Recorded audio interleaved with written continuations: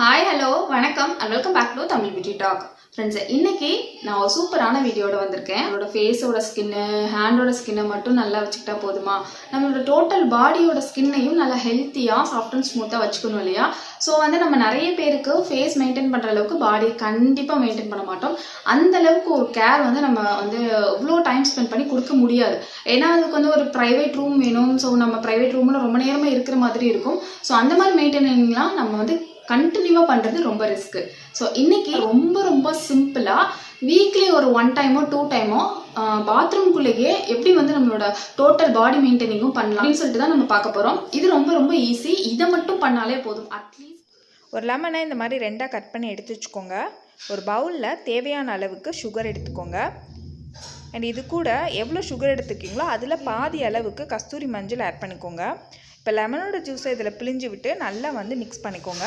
நல்ல ஒரு ஸ்க்ரப்பிங் கிடச்சிரும். லெமனுக்கு மேலே இந்த ஸ்க்ரப்பை வச்சுட்டு நீங்கள் பாத்ரூம்க்கு எடுத்துகிட்டு போயிருங்க. எப்போதும் போல் பாடியை சோப் போட்டு வாஷ் பண்ணதுக்கப்புறமா ஒரு 3 to 5 minutes நல்ல ஒரு ஸ்க்ரப்பிங் இதை வச்சு கொடுத்துட்டு ஒரு 5 minutes அப்படியே விட்டுருங்க. அதுக்கப்புறமா நீங்கள் வாஷ் பண்ணிக்கோங்க.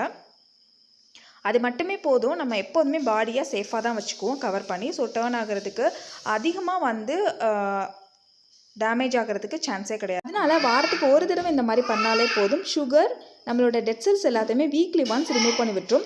லெமனும் மஞ்சளும் டேர்ன் இருந்தால் க்ளீன் பண்ணி விட்டுரும். அதே மாதிரி ஸ்கின்னை லைட்டன் பண்ணுறதுக்கும் ஹெல்ப்பாக இருக்கும்.